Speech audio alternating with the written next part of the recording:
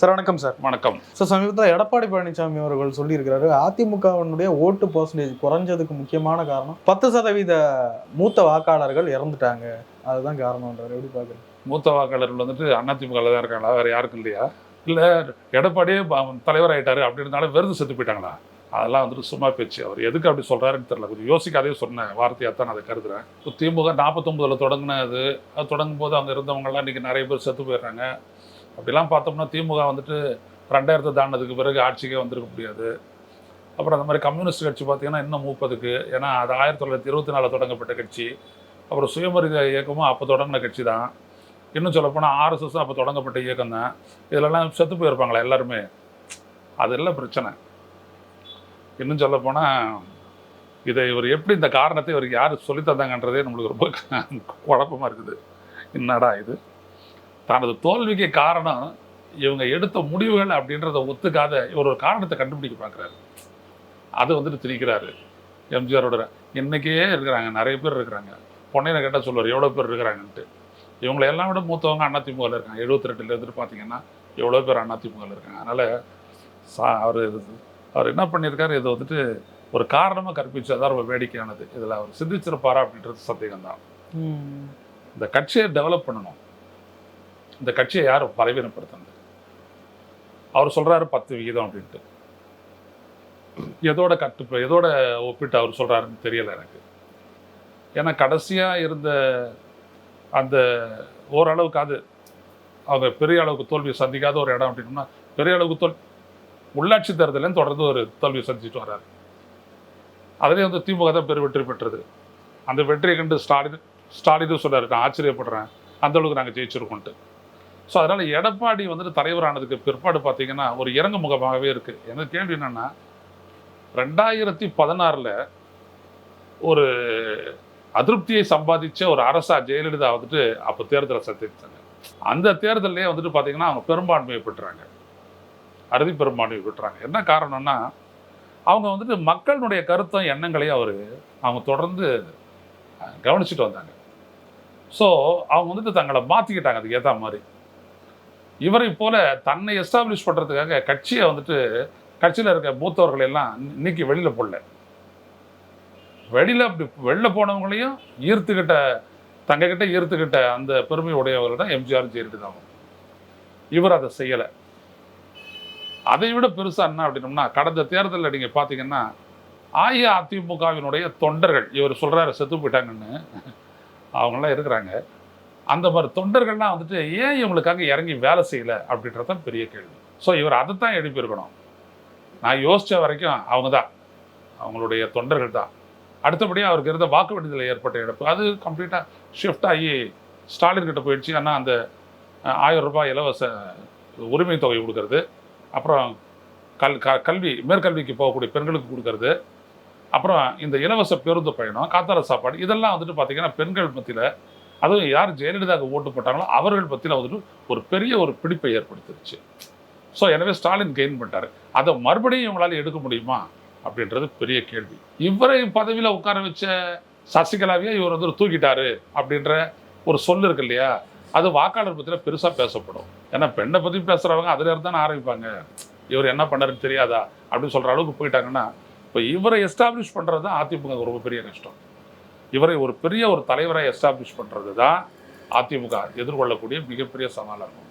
அதை அவங்க செஞ்சுட்டாங்கன்னா அது தொடர்ந்து வெற்றியே வரும். அதாவது இவர் சொல்லக்கூடிய அடிப்படை எதுலேருந்து இவர் அந்த 10% கணக்கு வராரு அப்படின்னு தெரியல. அவர் அது விளக்கணும். அவர் சொல்கிறாரு மக்களவை தேர்தலில் அது 2019 ஒப்பீடு செய்யும் போதெல்லாம் 2016 தேர்தல் தான் ஜெயலலிதா சந்தித்த கடைசி தேர்தல். அந்த தேர்தல் அப்போ அவங்க பெற்ற வாக்குகள் தான் அதிமுகவுடைய உச்சபட்ச ஆதரவு பெற்ற வாக்குகள். அது 44% வைங்க. அதோட இன்னைக்கு ஒப்பிட்டீங்கன்னா 20% ஓட்டு குறைஞ்சி போயிருக்கு. அதுக்கு நீங்கள் சொல்லக்கூடிய காரணம் என்ன?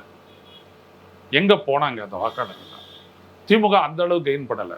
அப்போ திமுகவுக்கு அனைவரும் போயிட்டாங்க அப்படின்னு சொல்ல முடியாது. திமுக அதனுடைய கூட்டணி பலமும் சரியான பலம் தான். அதனாலே அவங்க ஜெயிச்சிட்டாங்க மக்களவை தேர்தலில் அப்படின்னு சொல்ல முடியாது. ஏன்னா அவங்களுடைய பலம், அவங்க சட்டப்பேரவையில் எடுத்த 21 எடுத்த வாக்குகளை விட 7% ஓட்டு கம்மியாக தான் இருக்குது. அப்போ என்ன ஆச்சு அப்படின்னா, அதிமுகவுக்கு பரவலாக அவருடைய தொண்டர்கள் வாக்களிக்கலை அப்படின்ற ஒரு எடுத்துக்கொள்வீங்க. இது ஆபத்தானது. இது வந்துட்டு என்ன சொல்லுது, அது ஒரு உண்மையை வச்சுக்கிடுவோம். இவரை நோக்கி அதிமுகவினுடைய கேடர்ஸ் பலமா முழுமையா திரளல அப்படின்றது தானே. அப்போ அது வந்துட்டு எடப்பாடியாருக்கு வந்துட்டு ஒரு தலைவர் ரீதியாக ஒரு பலவீனம் தானே. இதைத்தான் அவர் உணரணும். எதை செய்தா இப்போதைக்கு இந்த கட்சி பலமாகும்னா, வெளியில போன சசிகலாவையும் ஓபிஎஸும் அவர் உள்ள கொண்டு வரணும். எல்லாருக்குமான கட்சி அதிமுக அப்படின்ற சொல்லி ஒரு கொண்டு வந்தாதான் மறுபடியும் அதிமுக பலம் பெறும். இல்லாட்டி இந்த பலவீன நிலையில 13 இடத்துல வந்துட்டு அது பின்னாடி போயிருக்கு. 3வது இடத்துக்கு 7 தொகுதிகள் அது டெபாசிட் எடுத்திருக்கு. இந்த நிலை எப்பொழுது ஏற்படக்கூடிய இது பெரிய பின்னடைவு. இந்த பின்னடைவில் இருந்துட்டு யாரால மீட்க முடியும் அப்படின்ற பெரிய கேள்வி வந்துருச்சு. எடப்பாடி பழனிசாமி வேற முடியாது. ஸோ பொறுத்துறது தான் பார்க்கணும். 40% இளைஞர்களை கட்சியில சேர்க்கணும், இதுதான் அந்த வாக்கு குறைஞ்சிருக்குல்ல அதுக்கான தீர்வு அப்படின்ற மாதிரி பேசியிருக்காரு. அது சாத்தியம் அதிமுக வருவாங்க. முதல்ல இவரால இவருடைய கட்சி தொண்டர்களை ஊக்குவிச்சு இறங்கி வேலை செய்ய வைக்குமா அப்படின்றதான் முதல் கேள்வி. அதை செய்வாரா இவரால் முடியுமா? இப்போ செய்யாமையா இருக்காங்க இல்லையே. இவங்க சும்மா அதாவது ஒரு நேம் சேக் போராட்டத்தை இப்போ 8ஆம் தேதி கூட ஒரு போராட்டத்தை வச்சிருக்காரு அவரு. இதெல்லாம் என்ன அப்படின்னம்னா ஒரு அட்டவணை போராட்டங்கள், ஒரு நாள் போராட்டங்கள், ஒரு நாள் உண்ணாவிரதம், ஒரு மறியல் போய் பண்றது, ஒரு ரயில் நிறுத்துறது, எல்லாம் ஒரு நாள் விஷயங்கள். ஒரு நாள் விஷயங்களால ஒரு கட்சி எஸ்டாப்ளிஷ் ஆகாது. ஆனால் நாங்கள் பண்ணியிருக்கக்கூடிய விஷயங்களாம் நீங்கள் பாருங்கள். நாங்கள் வந்துட்டு பாதுகாக்கப்பட்ட வேளாண் மண்டலம் அப்படின்னா அப்படியே சும்மா மரக்காணம் டு ராமேஸ்வரம் வந்துட்டு 600 கிலோமீட்டருக்கு நாங்கள் மக்களை திரட்டணும். எவ்வளோ தூரம் உழைச்சிருக்கணும் பாருங்கள். எங்களுக்கு வந்துட்டு கூட வந்துட்டு திமுக கட்சி வந்து நின்றுச்சு, அவங்களோட கூட்டணி வந்து நின்னாங்க, இவ்வளவு ஏற்பட்டுச்சு. ஆனால் இவருக்கு அது மாதிரி இருக்கும். இவர் தூக்கி வெளில போட்டாங்கன்னு வச்சுக்கோங்க, அப்படி இருப்பாங்களா யாராவது? ஆனால் இவர் கூட தான் நிறைய மாவட்ட செயலாளர்கள் எல்லாம் வந்தாங்க வெளியில். ஸோ ஓபிஎஸோடு எடுத்துக்கிட்டிங்கன்னா எடப்பாடி பலம் வாய்ந்தவர் தான். அதில் இருவேறுபட்ட கருத்து இல்லை. கட்சியை காப்பாற்றிட்டார் பிஜேபிட்ட, அதையும் வந்துட்டு மாற்று கருத்து இல்லை. ஆனால் அதிமுகவால் பலம் வாய்ந்த தலைவராக ஏற்றுக்கொள்ளப்பட்ட எடப்பாடி மக்களால் அவ்வாறு இல்லை என்பதுதான் யதார்த்தம். அவர் மக்கள் பற்றின ஒரு பெரிய தலைவராக ஆகல. அது ஆனாரு அப்படின்னோம்னா அது வேற விஷயம். அதை தான் வந்துட்டு இப்போ பெரிய ஒரு பிளாக்காக நிற்குது. மற்றபடி இளைஞர்கள் வருவாங்களா, பெண்கள் வருவாங்களா அப்படின்னா அது வேற. முதல்ல அவங்க கட்சி ஒரு பலமான கட்சி தான் அப்படின்னு நீங்கள் சொல்லுங்க, ஆட்டோமேட்டிக்காக மற்றவங்க வருவாங்க. மற்ற சில்லறை கட்சிகள்லாம் வரும், உங்களுக்கு வந்துட்டு ஒரு பலம் வாய்ந்த அடியை ஏற்படுத்த முடியும். இல்லாட்டி அடுத்து வரக்கூடிய விஜய் கிட்ட அவருடைய இளைஞர்கள் யாருக்கு ஓட்டு போட்டாங்க, இப்போ விஜய் வந்துட்டதுக்கு அற்பாடு இந்த இளைஞர்கள்லாம் யாரை நோக்கி போவாங்க அப்படின்றதும் இருக்கு. அதையும் எடப்பாடி யோசிக்கணும். எடப்பாடி பழனிசாமியோட இருக்கிற இன்னொரு பயம் எதுன்னு சொல்றாங்கன்னா, இப்போ சமீபத்தில் இப்போ விஜயனுடைய அரசியல் வருகைக்கு பிறகு உதயநிதி ஸ்டாலின் துணை முதல்வராக்கப்பட்ட பிறகு வரக்கூடிய அந்த செய்திகள் எல்லாம் எந்த ஒரு செய்தியுமே அதிமுகவும் முன்னிலைப்படுத்தலை. வரக்கூடிய 2026 தேர்தல்ன்றது ஒரு இளைஞர்களுக்கான ஒரு யுத்தமா இருக்கும் அப்படின்ற மாதிரி சொல்றாங்க. அப்படி போக வாய்ப்பு இருக்கு? அதெல்லாம் வந்துட்டு சும்மா பேச்சுங்க. நான் சொல்ல போறேன் 2026 பத்தி இப்போ எதுவும் நினைச்சிக்க வேணாம். அதில் எவ்வளோ கூட்டணி மாற்றங்கள் எல்லாமே நடக்க போகுது. நான் கேட்கறது என்னன்னா, முதல்ல இளைஞர்களை ஈர்க்கக்கூடிய அளவிற்கு நீங்க என்ன செஞ்சிருக்கீங்க? ஈர்க்க முடியுமான்றது பிராக்டிக்கல் இல்ல என்ன செஞ்சீங்கன்றது பொறுத்தானே வரும். ஒரு செயல் பலம் தானே. பலன்றது என்ன, அது எந்த அளவுக்கு செய்வீங்க? இப்போ பெரியார் இருக்காருன்னா பெரியார் ஆட்சிக்கு வரல, ஆனா அவருடைய பலம் தானே வந்துட்டு இந்திக்கு எதிராக ஒரு ஃபர்ஸ்ட் அடித்தார் 38 கொடுக்குது. 60 நம்ம பலம் பெற்றவர்களா இருப்போம், ஆனாலும் உயர கொடுக்கக்கூடிய அளவுக்கு இருந்தது திராவிட கட்சிகள். காமெடிக்கு சொல்லணும்னா ஆல் பாஸ் போட்டு இல்ல அப்படி நம்ம சொல்ல முடியாது. நீங்க சொல்லலாம், நான் சொல்ல முடியாது. காரணம் என்னன்னா, என்னை பொறுத்தவரைக்கும் எடப்பாடி என்னன்னா ஒரு ஸ்ட்ராங் மேன். அதில் இருவேறுபட்ட கருத்து இல்லை.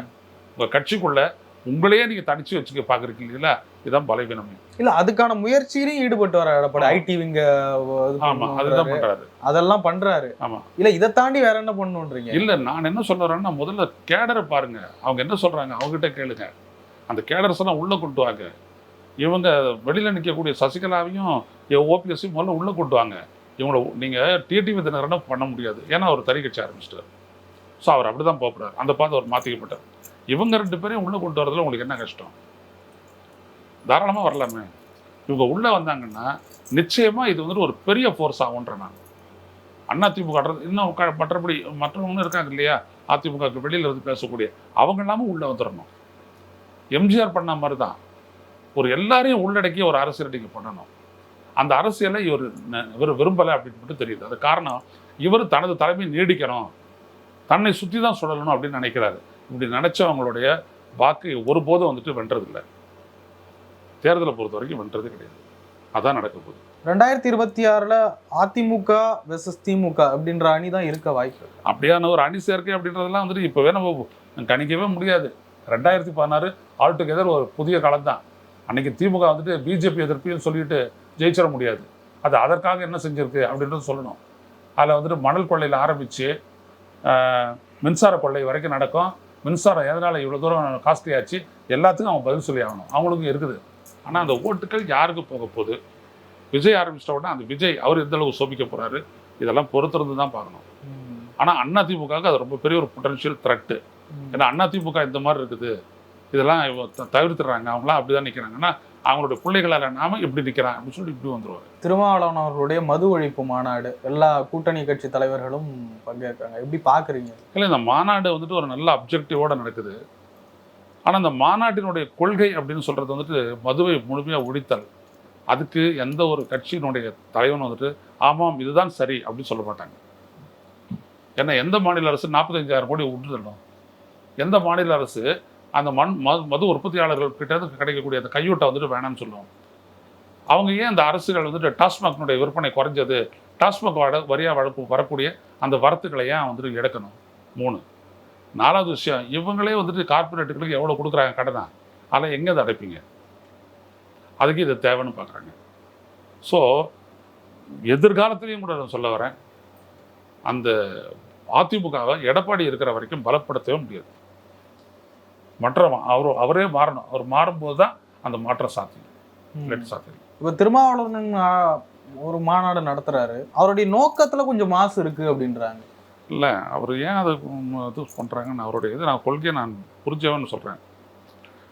இந்த கள்ளச்சாராயம், இந்த கீழ்த்தரமான இருக்கக்கூடிய அந்த சாராயங்கள்லாம் வந்துட்டு வாங்குறவங்க பொதுவாக வந்துட்டு இந்த கடைநிலை மட்டத்தில் இருக்கக்கூடிய சாதாரண மக்கள் தான். அந்த மக்களை அதுலேருந்து மீட்டணும்னா அவங்க மாறணும், மீட்டரலாம். என்மாசாக மாறணும் அப்படின்னோம்னா அவ்வளோ சாதாரணமாக நடக்காது. அது ஒரு பெரும் கருத்தாக வந்து நாட்டில் கடையே இல்லாத நிலை ஏற்பட்டுச்சுன்னா அப்போ இவங்களும் குடிக்க மாட்டாங்க. ஒரு முதற் கட்டமாக இவங்களே குடிக்க மாட்டாங்க, வந்துடுவாங்க. ஆனால் அது வரத்துக்கு வந்துட்டு விடாத மற்ற சக்திகள் இருக்கு இல்லையா, குடிய இது பண்ணுற சக்தி, அவங்களே எப்படினோம்னா இவன் தொழிலாளியாக நாளைக்கு வந்து வேலை செய்யணும்னா இன்றைக்கி இவன் சம்பாதிக்கிற காசெல்லாம் செலவு பண்ணால் தான் நடக்கும், அப்போ தான் இவன் வந்து நிற்பான் அப்படின்னு சொல்லக்கூடிய சினிமாத்தனமான சில்லறை புத்திகள் உள்ளவர்கள் பலரும் இருக்காங்க அரசியலை பொறுத்த வரைக்கும்.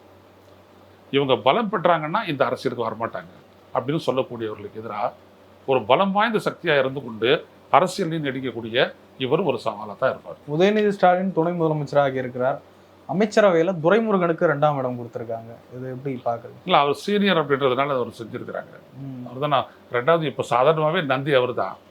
இன்னும் நல்லா குறுக்கையில் வந்துட்டாருன்னா எல்லாத்தையும் மறைச்சிடும் அப்படின்றதுக்காக ஸ்டாலினும் தயங்குறாரு. இதுதான் உண்மை. மற்றபடி என்ன லைன் வந்துட்டு அவருக்கு முடிச்சு போட்டிருக்குதோ அந்த லைனில் தான் அவர் வருவார். யார்? உதயநிதி. இந்த பகுத்தறிவாதம் அது இதெல்லாம் வெளில வச்சு பேசுறதுலாம் அவர் ஏற்றுக்கொள்ளவே மாட்டார்.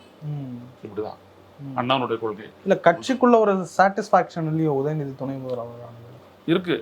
ஆனால் அந்த அதிருப்தி இவருக்கு கிடைக்கக்கூடிய வெற்றியின் மூலமா அந்த அதிருப்தி மாற்றப்படலாம். அவ்வளோதான். அதாவது மூத்த உறுப்பினர் துரைமுருகனுக்கு கூடமா இருக்கும். இருக்கு அவங்க கிட்ட தானே வந்துட்டு ஆசைகள்லாம் இருக்கு. ஆசைகளும் அவங்க கிட்ட தானே இருக்கு. ஸோ அவங்க அப்படிதான் நினைக்கிறாங்க. சரி சார், நிறைய விஷயங்களை போயிருந்தோம். ரொம்ப நன்றி சார்.